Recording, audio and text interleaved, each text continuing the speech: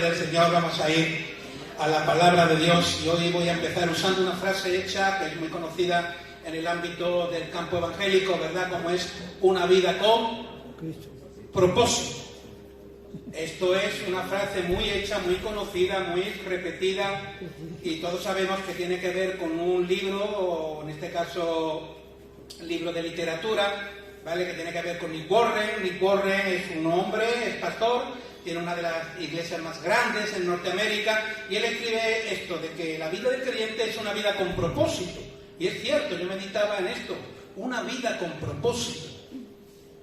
Vale, así que yo quiero que tomes esta frase y la tengas en mente, en función de lo que el Señor va a hablarnos en esta mañana. Una vida con propósito.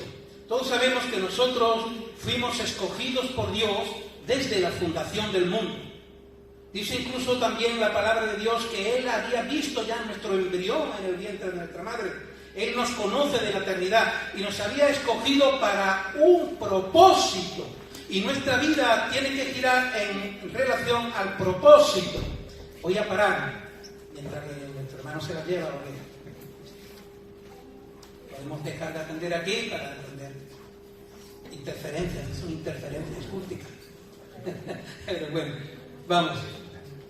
Pues bien, la cosa es que la pregunta, Señor, ¿es mi vida una vida con propósito conforme a tu palabra? Es lo que tiene que ir tú reflexionando y yo reflexionando en esta mañana. Porque la vida del cristiano, la vida de la iglesia es una vida con propósito. Yo voy a hablar de dos enfoques diferentes o diferenciales a la hora de entender el propósito. Ninguno de nosotros está aquí con despropósito de parte de Dios. Dios no solamente te escogió para darte salvación eterna, sino para luego usarte como vehículo, como instrumento de salvación para otros. ¿Amén o no? ¿Tú lo crees? Somos la iglesia del Señor, la institución que Dios ha puesto en la tierra para llevar a cabo una obra que ninguna otra entidad secular o del mundo puede realizar, porque tiene que ver con lo espiritual, tiene que ver con lo celestial, tiene que ver con lo eterno. Y ninguna institución de este mundo tiene poder para poder, en este caso, bregar con esos asuntos. Solamente la iglesia del Señor. Tú vales mucho para Dios. Amén. Amén. Y tú has sido señalado por el dedo de Dios para que su propósito se cumpla en ti, conforme a su palabra. Voy a hablar de dos enfoques del propósito de Dios en nuestra vida. Y el primero es que nosotros respondemos a un enfoque universal, vamos a llamarlo así, como miembros de la Iglesia Universal. Todos nosotros, desde el enfoque universal, desde las Escrituras, tenemos un propósito. Y ese propósito lo vemos, en primer lugar, en la figura del discípulo. Vamos a Mateo 28.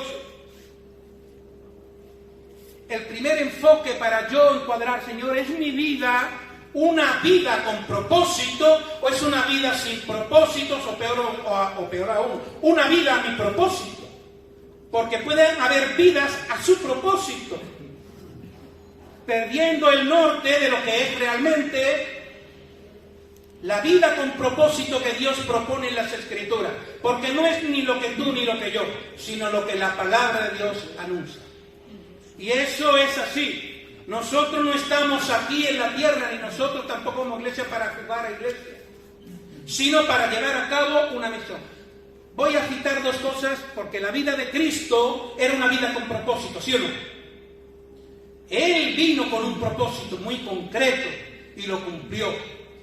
Él con 12 años ya se encontraba delante de los entendidos en el templo, recitando la Escritura, llevando a cabo su propósito. Y 21 años después, 12 más 21, ¿cuánto?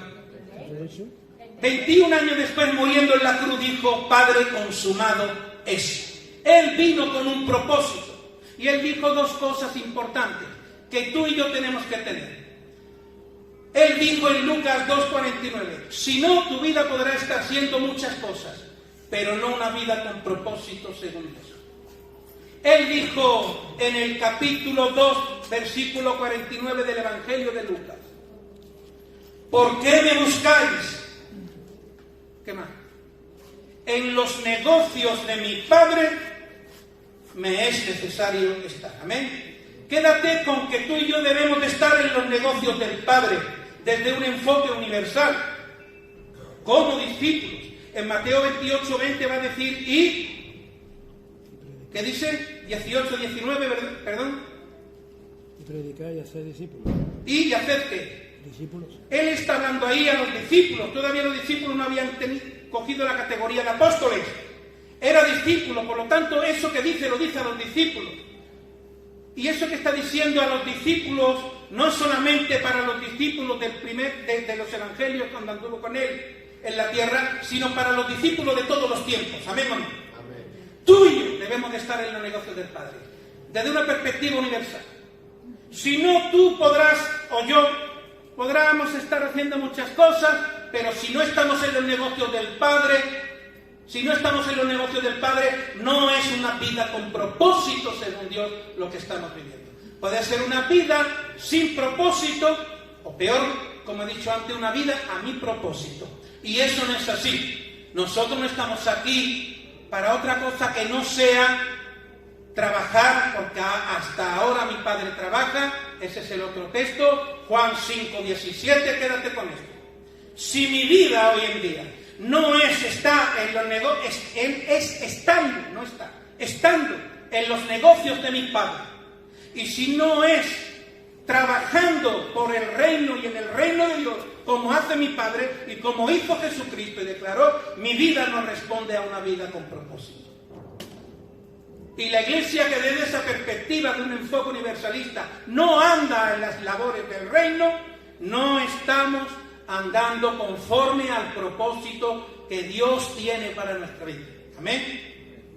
Yo quiero que te lo tomes como para reflexionar. Deja el corazón quieto.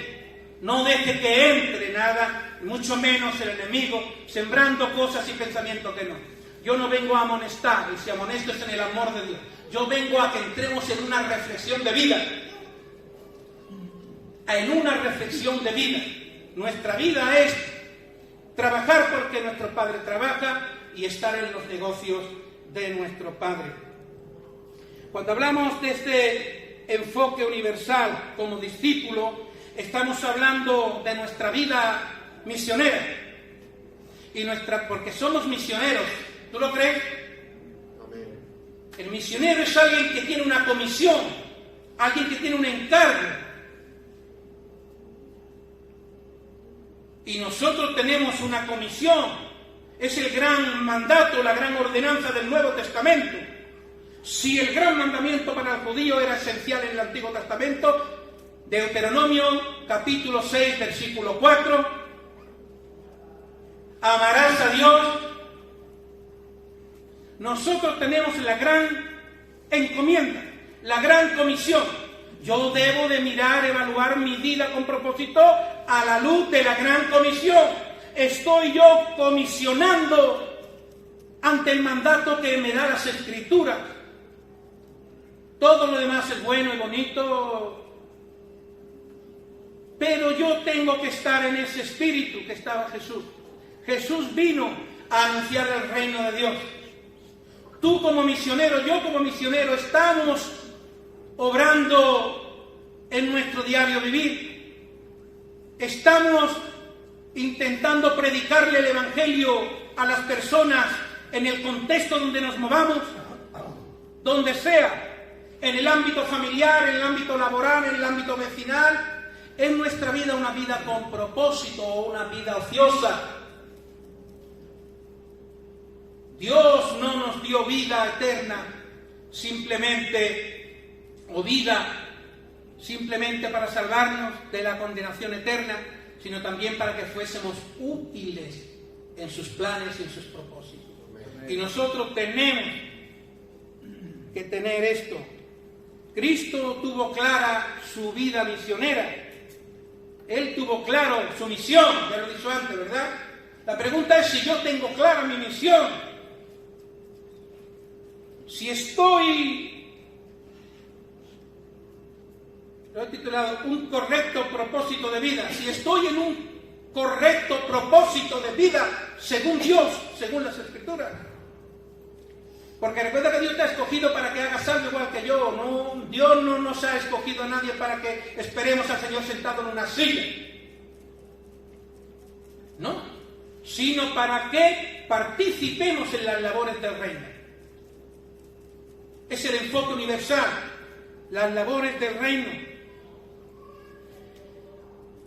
El Espíritu Santo, hermanos, sigue trabajando hoy en día por la salvación de los perdidos. Y quieres que te unas a Él. Quiere imperativamente que nos unamos a Él. Piensa ahora en tu diario vivir. ¿Es tu vida una vida con propósito conforme a la palabra que se está predicando? Es mi vida, Señor, una vida con propósito. Desde un enfoque universalista. Soy un misionero activo. Misionero es el que lleva la comisión. Misionero es el que predica las buenas nuevas de salvación. Aquel que pone por obra la gran comisión en su vida diaria. Aquel que cada vez que tiene la oportunidad predica el Evangelio y no lo calla. Ni en el ámbito laboral ni en ningún sitio. Ni cuando tiene la oportunidad. Aquel que sabe que tiene familiares condenados como el mismo diablo a una eternidad entera y no mueve un dedo ni siquiera para orar. Ya no es que vayamos, es que ni siquiera oramos sabiendo que le espera el infierno. ¿Sí? Yo reconozco que muchas veces me tengo que parar y pensar, están condenados. Y hace ya tiempo, hace 4 años que le dije que Dios le amaba, que Cristo está. Y yo no he hecho más ni siquiera orar, que no es poco, es muchísimo. Orar por nuestros familiares, que ya le hemos hablado, es muchísimo. No dejarlo de la mano, sino persistir en la oración por ellos. Recuerda la oración persistente en aquella mujer que molestaba al juez, ¿verdad? Y le concedió lo que pedía. Es la oración persistente la que debe de haber en nuestra vida por nuestros familiares. Y ya Dios pondrá la oportunidad de volver a hablarles. Amén. Pero no podemos enfriarnos hasta tal punto de no concebir ni siquiera eso.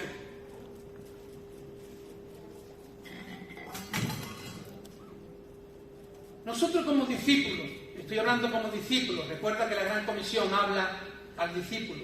Estoy hablando de la comisión como discípulo, tú y yo como discípulos, misioneros que somos realmente. Hemos sido también capacitados para llevar la obra. Nosotros estamos estudiando la Biblia los jueves desde un método cronológico para entender mejor las Escrituras. Las Escrituras se estudian bajo 2 metodologías fundamentales: el método cronológico y el método teológico. Son los métodos para estudiar. Cuando tú estudias las Escrituras desde un método cronológico, vas a entender las Escrituras de manera diferente. Vas a saber ubicarte por bloques.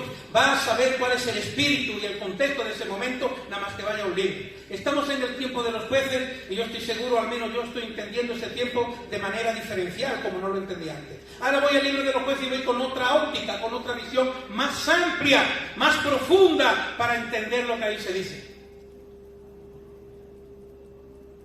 Tú cuando conoces el método cronológico entiendes que la Biblia se divide en 12 etapas o periodos de tiempo. Cuando tú conoces los 12 periodos, entiendes que el periodo de la creación comienza en el capítulo 1, versículo 1, y termina ¿dónde? Termina donde empieza la etapa patriarcal. ¿Y dónde termina eso? ¿Cuándo comienza la etapa patriarcal? ¿En qué capítulo? A ver. Cuando la etapa patriarcal comienza, termina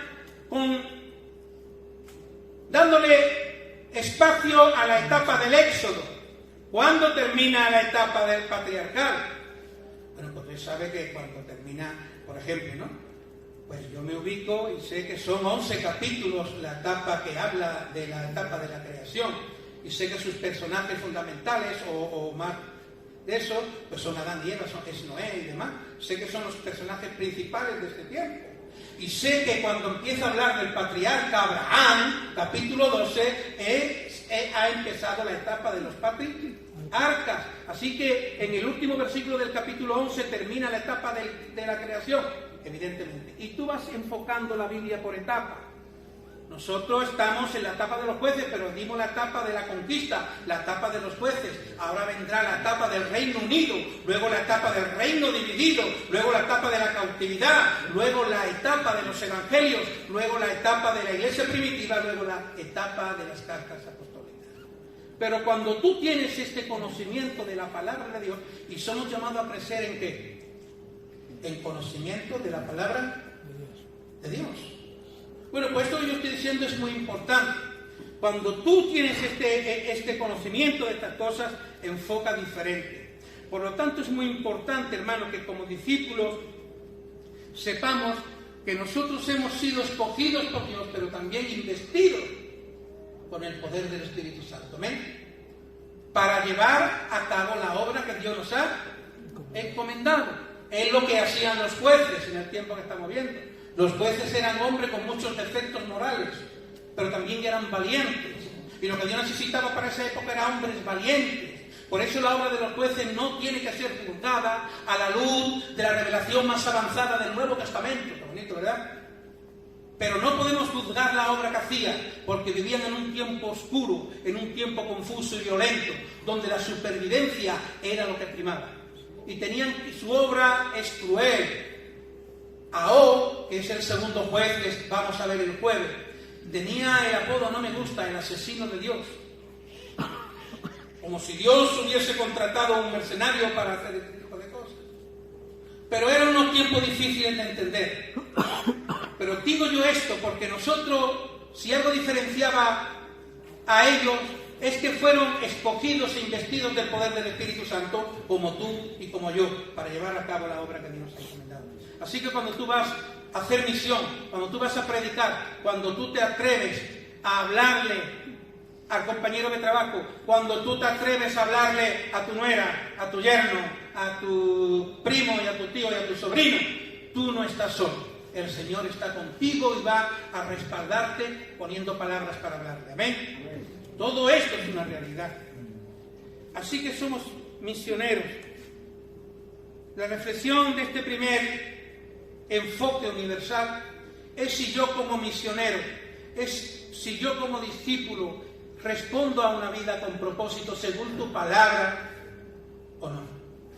Si estoy trabajando en el reino de Dios. Si estoy trabajando en el reino de Dios, aportando lo que Dios me ha dado, porque Dios le ha dado a todos, incluso dones, para ponerlo al servicio de las almas perdidas. Para que tus dones edifiquen la iglesia y la iglesia haga la labor de ir, encomendada por Dios, a la salvación de las personas perdidas. El segundo punto en relación a este primer enfoque tiene que ver con que el llamado misionero que tenemos, hermano, es de carácter geográfico. ¿Y quiero decir con esto? Que tiene que ver con toda la geografía de nuestro mundo, hasta lo último de la tierra. ¿Vale? La misión o el misionero no solamente es internacional, sino que también hay misión nacional, urbana y rural, para la gloria de Dios. De hecho, Jesús no fue un misionero internacional desde esa perspectiva. Él no salió de Israel, fue más bien un misionero nacional. Se dedicó a la nación de Israel, a su pueblo, evidentemente. ¿Qué quiero decir con esto? Que la misión se tiene que ir dando en el orden de Dios. Y el orden de Dios para nosotros, desde una perspectiva de misión, es que debemos de ejercer la misión primeramente, ¿dónde? En nuestra familia, en nuestras ciudades, ¿amén o no? Amén. En nuestra nación, y si por elección de Dios me lleva a otras naciones, pues iré, pero esos son ya encargos especiales. Pero la misión tiene esa característica de ser hasta lo último de la tierra. Nosotros debemos de sentirnos misioneros en relación a la familia. Cuando hablo de la familia ya no estoy hablando de nuestros hijos, ¿vale? Que ya a lo mejor han sido abordados, han respondido, se han ido, o estemos donde estemos. Estoy hablando de la familia desde la perspectiva de la familia de mi esposa, de mi familia, de mis padres y hermanos y sobrinos y de los de mi esposa. Estamos orando por ellos. Estamos aprovechando las Navidades para cantar alabanzas y hablarles de la verdadera Navidad, ¿o no? Es así. Nosotros tenemos que predicar la palabra a diestra y a siniestra. Y no podemos estar en una vida ociosa, en una vida de cosas donde el centro soy yo y no Cristo. El centro es nosotros y no ellos. Esta es la realidad. Nosotros tenemos también que obrar desde esa perspectiva, hermano. Así que despertar la conciencia. Todo lo que hacemos como iglesia es bueno, pero no podemos obviar que nuestra vida responde a un propósito programado por Dios, que Él quiere que nosotros no olvidemos y que Él quiere que nosotros llevemos a cabo. Si mi vida no está girando a las labores del reino desde una perspectiva universal, mi vida podrá estar girando en muchas cosas, pero mi vida lo que no está haciendo es siendo una vida con propósito, según Dios. Y luego está el segundo enfoque, con esto voy a terminar. El segundo enfoque también aparece en las Escrituras. Recuerda que el enfoque universal aparece en Mateo 28, 19. Y hace discípulo a todas las naciones. A todas las naciones. Discípulo a todas las naciones. Tomó discípulo y misionero a todas las naciones. En el orden establecido, ¿verdad? Uno irán a otras naciones, pero nosotros en el orden establecido es en nuestra familia, en nuestras ciudades, en nuestra nación y hasta lo último de la tierra. Y luego vemos también que está el enfoque local. Nosotros también, no solamente desde un enfoque universal, sino desde un enfoque local, porque también aparece el enfoque de la iglesia local en las Sagradas Escrituras. Vamos a verlo. Voy a pedir que alguien busque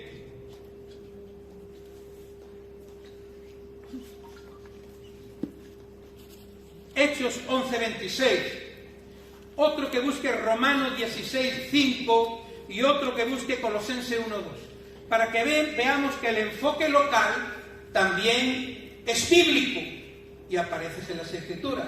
Si antes mi responsabilidad es universal como miembro del reino, ahora mi responsabilidad de labor y negocio, recuerda, hasta ahora mi padre trabaja, yo trabajo. En los negocios de mi padre me es necesario estar. Ahora ya no en una dimensión universal como discípulo, sino como miembro de iglesia. Como miembro de iglesia. Y déjame decirte algo. Miembro de iglesia no es tanto en sentido, no se aborda tanto en sentido de ser un registro en el libro de secretaría, en el acta, no tiene que ver con aparecer en un libro de acta. Más bien sentirte miembro tiene que ver con sentirte, con identificarte y pertenecer al sitio donde estás. El sentido de miembro tiene que ver con identidad y pertenencia. Si tú te identificas, si tú eres Adulán o no lo eres, si tú perteneces a Adulán y no perteneces o no perteneces a Adulán, si estás huérfano desde perspectiva de iglesia local. Pero la vida de un miembro de iglesia gira en torno también, como digo, a un enfoque de iglesia local. Hechos 11:26. Los negocios de mi padre y el trabajo en mi iglesia local. En la iglesia donde yo estoy. Estar por estar, yo no estaría. Con defectos, con cosas que tienen que mejorarse, con todo lo que tú quieras, en todas las congregaciones del mundo. Pero te identificas. ¿Dónde está? Mira, te voy a decir una cosa. En Colosenses 1:10 te habla de cuál es el camino que dignifica a Dios. el camino que una iglesia debe de andar, y es crecer en el conocimiento de Dios y en las buenas obras. Y si algo tiene esta congregación es que anda en las buenas obras. Es una iglesia que sirve a las personas. Es una iglesia que tiene incluso un eje que sirve a las personas. Es una iglesia que trabaja por amor a las personas. Y eso es oler a evangelio, porque eso es lo que Dios dice. Pero también es una iglesia que tenemos mentalidad de querer crecer en el conocimiento de las Escrituras. Eso tiene que estar. ¿Cuáles son las labores? ¿Dónde, cuándo se dan las labores de tu iglesia local? Porque desde una perspectiva local, mi vida no es una vida con propósito si yo no estoy trabajando en las labores de mi iglesia local. Sí, es así. Mira, te voy a poner el ejemplo secular. El domingo es el día de descanso, en el ámbito secular, no en los trabajos, ¿no? Es el día que el Señor nos ha dado para poder descansar de la griega física y psíquica que nos da, en este caso, el trabajo. El domingo es el día de descanso, pero de lunes a sábado se trabaja. En el Señor es exactamente igual. El domingo, este día, es el día de descanso laboral. ¿Sí? Es el día de dedicarle al Señor y a la familia de descanso laboral. Pero el lunes empieza nuestra jornada laboral como cristianos y como miembros de iglesia en relación a las labores de la iglesia local. ¿Estás ahí o no estás ahí? Ni no estás, tu vida no es una vida con propósito. O no estás en el correcto propósito de vida. Mejor así. Yo tengo que participar de las labores del reino a nivel general, pero he de participar en las labores de mi iglesia local a nivel particular, evidentemente como miembro de la congregación. ¿Tú lo crees o no? Si tú no estás, yo te voy a decir cuándo trabaja tu iglesia. Aparte de que como iglesia debemos trabajar personalmente a diario. Pero esta iglesia, aparte del trabajo dominical, los tiene los martes en la reunión de oración, los tiene los viernes en la reunión de damas y los tiene los jueves en las reuniones de estudio bíblico que tenemos. Si tú no andas ahí, desde la perspectiva local, no, es así. No lo digo por nadie y lo digo por todos, incluyéndome a mí, aunque sabes el que pueda. Yo lo que quiero es que reflexionemos, hermanos. Yo no estoy, bien lo sabe Dios, pero tenemos que tener conocimiento de que Dios nos ha llamado a las labores del reino, nos ha llamado a trabajar como iglesia también, y que tenemos que apoyar las labores. Si yo no estoy haciendo eso, estoy viviendo una vida ociosa, mi vida no es el culto. Dios me libre de mi vida más el culto. Eso no es estar respondiendo a una vida con propósito, hermano. En el amor del Señor. El Señor quiere que nosotros despertemos. Eso sería mucho mejor para mi vida si estoy en un letargo. En un letargo y en una comunidad espiritual lo único que le doy lugar es a tener una vida de estar arriba como estaba David, ¿verdad? No cumpliendo con su responsabilidad y estaba paseándose por el terrado, ¿no? Cuando descuidamos esas cosas, las responsabilidades, Satanás entra. Satanás intenta accionar para atraparnos, para hacernos caer. De una manera u otra, es muy sabio. Recuerda, mira, hay dos cosas que vi el otro día, me gustan. La Biblia no es solo para el púlpito, hermano. Me gustó. Eso es Coalición por el Evangelio, en el Facebook. Eso, mirad, Coalición por el Evangelio es muy bueno, el Facebook. La Biblia no es solamente para el púlpito, sino para el resto de los días de la semana. Es para el resto de los días de la semana. Lo que la Biblia dice, lo que la Biblia enseña, lo que la Biblia demanda, es para el resto de la semana también, no solamente para el domingo. Si no, no estoy en una vida conforme al propósito de Dios. Eso es así. Y el Evangelio no solamente es para los perdidos, también es la comida, el pan diario de los creyentes. Por eso cuando nos reunimos a compartir el Evangelio, cuando nos reunimos para predicar el Evangelio, cuando nos reunimos para orar, eso es nuestra comida, lo que alimenta nuestro ser. Así que desde este enfoque también, hermano, yo no estoy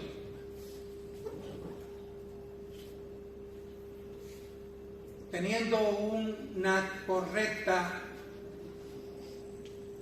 vida de propósito si no estoy trabajando en las labores del reino. Plantéatelo, hermano. El que se quiera sentir atentado es su problema, no es mío. Dios conoce los corazones. Mi motivación es saludable, sana y por amor. El que tenga algo de otra cosa en el corazón, pues que luche contra eso.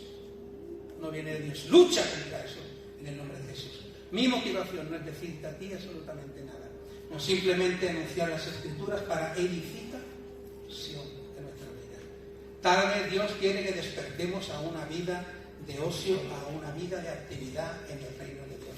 Y eso establece un orden, no se hace de cualquier manera, tiene un orden de hacerse. Y eso es importante de nosotros. Así que mañana seamos un poquito más misioneros, amén. Mañana seamos un poquito más conscientes de que, bueno, en la medida de mis posibilidades reales, yo voy a trabajar en las labores de mi iglesia, que entre otras cosas son las labores departamentales. Una iglesia se mantiene viva a través de las labores departamentales, de las reuniones departamentales. Si tú no estás ahí pudiendo, no estás entendiendo nada. Si yo no estoy ahí pudiendo, no estoy entendiendo nada. Y estoy siendo objeto de una distorsión espiritual de vida que me está provocando el enemigo, creyendo que estoy bien y no lo estoy, porque no estoy entendiendo lo que las Escrituras arrojan. Por eso crecer en el conocimiento de las Escrituras es importantísimo, porque Satanás sabe más que tú y yo juntos, y puede distorsionar nuestra óptica de nuestra realidad espiritual, creyéndonos que estamos bien cuando estamos realmente comáticos, fuera de lo que Dios quiere que hagamos. Y yo reflexiono siempre, Señor, yo estoy haciendo lo que tú quieres que yo haga, o lo que yo estoy haciendo lo estoy haciendo por mí, no por ti, porque a veces ocurre esto, ¿verdad? Hacemos las cosas por nosotros y no es por mí, es por Cristo. Hacemos las cosas para nosotros y no es para nosotros, para ellos. Es así. Y tenemos que entenderlo. Así que el Señor nos da en esta mañana una reflexión. No voy a decir otra cosa, ¿verdad? Yo os amo a todos iguales con el entrañable amor de Jesucristo. Pero si te sientes aludido, no te sientas aludido desde la carne, sino desde el Espíritu, para que te sirva de reflexionar en casa. Señor, restaura y renueva mi vida. Quiero entrar en la dimensión que tú quieres para mí. Quiero ser útil y partícipe en el reino de Dios como miembro del que soy desde una perspectiva universal, y quiero contribuir en las labores de mi iglesia local porque la amo y creo que es la manera en la que Dios quiere que la iglesia también lleve a cabo su misión, a través del trabajo en la iglesia local. Amén, amén. Así que la Biblia no es solo para el domingo, sino para el resto de la familia, y el Evangelio no solamente es para los perdidos, también es el pan diario de los creyentes. También es el pan diario de los creyentes. Y cada vez que nos reunimos para compartir las Escrituras, sea en estudio, predicación o lo que sea, eso es muy bueno, eso es muy deseable y muy necesario, porque te hace crecer en el conocimiento de Dios. Y lo decía Colosenses 1:10, para que andéis como es digno del Señor, creciendo en el conocimiento de Dios y en las buenas obras. A mí me consta que esta iglesia tiene buenos predicadores y buenos enseñadores. Gloria a Dios. Esta iglesia tiene buena instrucción bíblica, teológica. Está el pastor Pedro, y yo no lo voy a aludir, yo no ando ahí. Pero es verdad, es maestro de las Escrituras, conoce por el bagaje que tiene y demás muy bien las Escrituras. Y luego estamos los demás pastores, que también hemos tenido una muy buena escuela a otros niveles, pero que también estamos muy preparados para enseñar las Escrituras desde el método cronológico como desde el método teológico, compartiendo asignaturas para tener un conocimiento bíblico teológico, que es muy importante tenerlo. El conocimiento de un cristiano no ha de ser simplemente bíblico, sino también teológico. Y esto es muy importante para ver un equilibrio. Pero en esta casa no falta las personas preparadas para la instrucción, para el conocimiento de Dios. Hay que aprovecharlo, amén. Y no faltan las buenas obras, porque me consta que trabaja en buenas obras, trabajando para personas. Me consta que en el año 22 se le dio el premio de la ciudad de Jerez a la solidaridad, y lo recogió nuestro hermano. Me consta que los hermanos también tenemos misión internacional, y Dios ha abierto puertas para que tengamos ya un hermano también montado ese carro, como nuestro hermano Alfonso, y por el amén o no. Esto lo ha deseado Pedro siempre, tener a alguien que desde la misión internacional se sumara al carro. Nuestro hermano se ha sumado para la gloria de Dios, amén.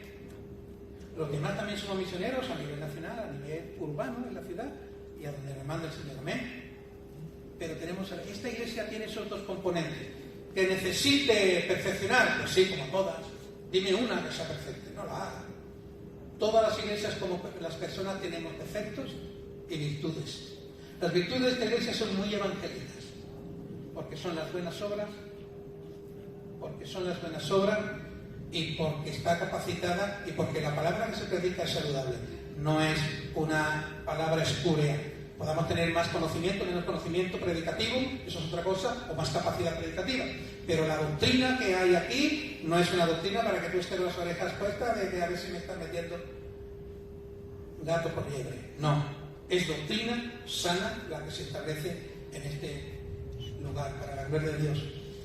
Y me tengo que sentir adulado. Y me tengo que sentir que pertenezco, que soy adulado. Por eso no me gusta, yo sé que algunos hermanos lo hacen por costumbre, pero cuando aquí oramos y dicen bendice esta iglesia, como que no, bendice mi iglesia. Bendícenos como iglesia. Eso sí, señal de pertenencia. Cuando dice bendice esta iglesia, suena como a que no es tuya, o que tú no perteneces, ¿no? Bendice mi iglesia. Cuando tú te sientes, te identificas y tienes pertenencia con la iglesia donde estés, imperfecta, todas estas respuestas responsables que yo estoy diciendo las da con más facilidad. Ahora, cuando no te sientes, eso es un campo tremendo para que Satanás entre y haga de la suya. Si no te sientes identificado, busca un lugar donde te identifiques, donde te sientas que perteneces allí. Pero si estás en una congregación, tienes que sentirte, identificarte con ella. Yo siempre me voy a identificar con todas las iglesias donde haya pertenecido. ¿Sabes lo que quiero decir con eso? Me tengo que identificar. Yo siempre voy a ser asamblea cristiana, y siempre voy a ser hermano, y si el día de mañana voy a tu iglesia, siempre voy a ser de esa iglesia. Yo cuando esté en una iglesia voy a estar porque me identifico y porque me siento que pertenezco a ella, porque es la manera de ser útil, es la manera de ser útil y de tener una visión apropiada para lo que yo estoy hablando en esta mañana. Así que esta es la palabra que yo predico en esta mañana. Quiero decir que es la experiencia. Yo hacía tiempo que venía con la frase una vida con propósito, una vida con propósito, y yo sé que cuando eso me viene a la mente es la manera en la que Dios me habla, me pone una frase o algo, y yo ya sé que Dios, el Espíritu me está moviendo eso. Bueno, pero yo también tengo en casa muchas predicaciones hechas y predicadas, otras predicaciones inacabadas, y muchos bosquejos medio acabados, y muchas veces acudo ahí. Y en esta ocasión quería acudir allí, a lo que te estoy diciendo ahora por último, ¿verdad? A mis bosquejos inacabados, mis predicaciones inacabadas, para buscar ahí en oración si Dios me permitía acabarla o incluso repetir una, aunque parezca que no, pero el apóstol Pedro decía que para mí no es que molesto predicaros las mismas cosas. ¿Las has puesto por obra? ¿No? Pues entonces esto lo vuelvo a predicar una y otra vez. Hasta que lo ponga por obra ya no es, ¿no? Vale. Pero no, me llevaba al parque. Y me di cuenta en el parque, y este bosquejo que he hecho es nuevo, y me lo dio en el parque. Digo, entonces yo sé quiere que hable de esto. Porque ya me dilataba, yo decía que no debo de andar en eso. Yo ya me dilataba y andaba diciendo, esto es un poquito sortativo. No vaya a ser que se moleste a alguien. Y no debemos andar así, de verdad. ¿Sabe? Antes, esto es también de las redes, antes cuando desde el ministerio se amonestaba a un creyente, la persona se restituía y crecía. Ahora se van, o dejan de venir o se van a otra iglesia. Ahora ya no hay tanto aguante como antes. Antes las personas recibían la exhortación del pastor. Ahora están de pie. Estoy predicando, está escuchando, está de pie. No de pie ante mí. Si estás de pie ante la palabra de Dios. Y vas a caer seguro. Eso es el ego que tiene que ser humillado. Humillados bajo la mano poderosa de Jehová Dios. Y Él os exaltará cuando fuera el tiempo. Si no soy capaz de eso, el Señor trabajará mi ego, mi orgullo. Evidentemente. Pero ante la palabra de Dios lo único que nos queda es resignación. Y decir, Señor, yo quiero cambiar, yo quiero mejorar, yo si me he equivocado, perdóname. Esto es muy, muy normal en la escuela de Dios. La escuela de Dios es así. Lo que Dios no quiere es que nos mantengamos siempre de la misma manera y siempre con la misma filosofía y no haya nunca un crecimiento, no haya nunca un avance, un crecimiento en el conocimiento de Dios, un crecimiento en el trabajo por las personas, porque hay que trabajar por las personas. Amén. Son ellos, no nosotros. Es Cristo, no yo. Es Cristo, no yo. Son ellos, no nosotros. Esa es la auténtica realidad. Pues que sirva de exhortación o recordatorio para mi vida y para nuestras vidas. Pon esto, recuerda, una vida con propósito. La pregunta que tienes que hacerte durante la semana es pedirle al Espíritu Santo que te hable en docilidad. Señor, ¿está mi vida en un correcto propósito según tu voluntad?